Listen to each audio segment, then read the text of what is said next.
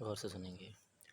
جی السلام علیکم، محمد یوسف آپ کی خدمت میں حاضر ہے، اور آج جو ہے ہم آپ کے لیے ایک بہترین ویڈیو لے کر آئے ہیں جس میں ہم نے یہ سیکھنا ہے کہ بورڈ کے پیپر کو بہترین طریقے سے سالو کرنے کے بہترین اصول کون سے ہیں۔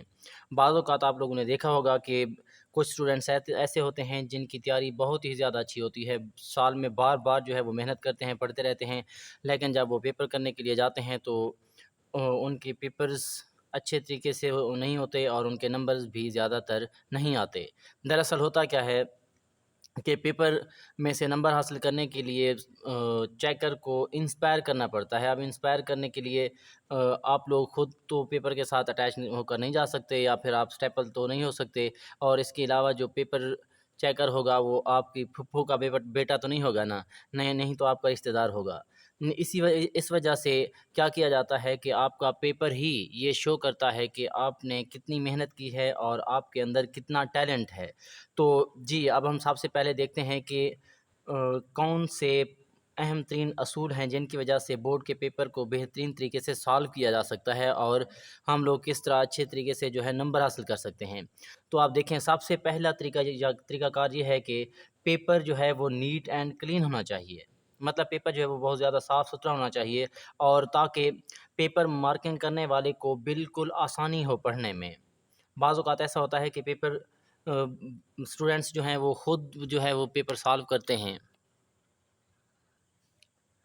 بعض اوقات ایسا ہوتا ہے کہ اسٹوڈنٹس جو پیپر خود سالو کرتے ہیں وہ اپنی رائٹنگ بھی اچھے طریقے سے نہیں پڑھ سکتے، جس کی وجہ سے وہ جو پیپر چیکر ہوتا ہے، مطلب پیپر چیک کرنے والا، وہ اس طرح کی رائٹنگ کو اگنور کرتا ہے اور پیپر کو سوالوں کو جو ہے وہ کراس کر کے آگے چلا جاتا ہے، نمبر زیادہ تر نہیں دیتا۔ اس کے علاوہ ہم بات کریں تو دوسرا پوائنٹ یہ ہے کہ پیپر لکھنے کے لیے ضروری ہیڈنگز لازمی لکھیں۔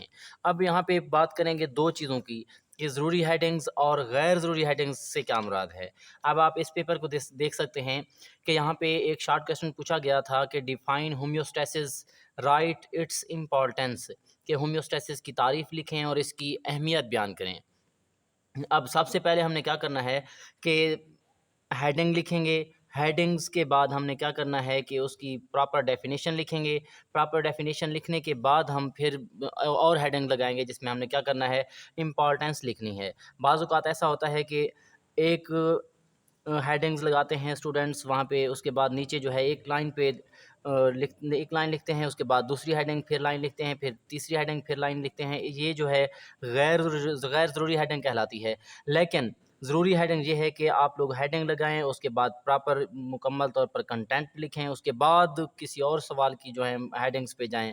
اس طرح کی جو ہے ہیڈنگز کو آپ کیا کہتے ہیں، ضروری ہیڈنگز کہتے ہیں۔ تو ہم نے کیا کرنا ہے کہ پیپر کو لکھنے کے لیے ضروری ہیڈنگز لازمی لکھیں، تاکہ پیپر چیک کرنے کے لیے چیکرز کو کیا ہو، آسانی ہو، اور وہ آپ کو نمبر دے کر آگے چلے۔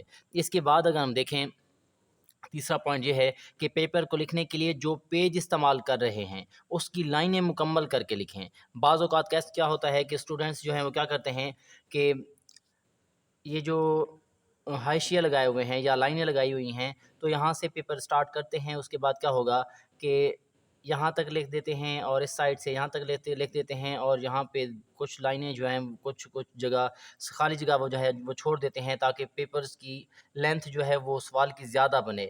لیکن یہ انتہائی غلط ہے، کیونکہ پیپر چیکر کے مائنڈ میں ہوتا ہے کہ جس اسٹوڈنٹ نے یہ جگہ چھوڑ دی ہے تو اس کے مائنڈ میں اتنا کنٹینٹ موجود نہیں ہے، اسی وجہ سے اس کا مائنڈ جو ہے وہ کیا ہو جاتا ہے، ڈسٹرب ہو جاتا ہے، اور وہ نمبر جو ہے وہ زیادہ نمبر آپ کو نہیں دیتا۔ اسی وجہ سے یہ لازمی ہے کہ آپ لوگوں نے کیا کرنا ہے، یہ جو دو لائنیں لگائی ہوئی ہیں اس کی ایک تو اس کے اندر لمٹ میں رہیں، اور دوسرا ان کو پراپر طریقے سے مکمل لکھیں، اس کے بعد آگے جا سکتے ہیں۔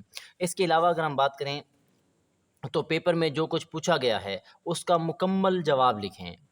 مطلب جو جواب لکھ رہے ہیں آپ لوگ، کم بھی نہ لکھیں اور زیادہ بھی نہ لکھیں، مطلب جو چیز پوچھی گئی ہے آپ لوگوں نے صرف وہی لکھنا ہے۔ مثال کے طور پر اگر آپ سے پوچھا جائے کہ مظفر گڑھ جو ہے، مظفر گڑھ کے بارے میں آپ کیا جانتے ہیں، تو آپ کیا کہیں گے کہ مظفر گڑھ کے نزدیک یہ چیز ہے، مظفر گڑھ کے دائیں یہ چیز ہے، بائیں یہ چیز ہے۔ اندر والا کنٹینٹ آپ نہیں لکھیں گے۔ جو بچہ لائق ہوگا وہ کیا لکھے گا، مظفر گڑھ کیا ہے، اس کے اندر کون کون سی چیزیں ہیں، اس کی خصوصیات کیا ہیں۔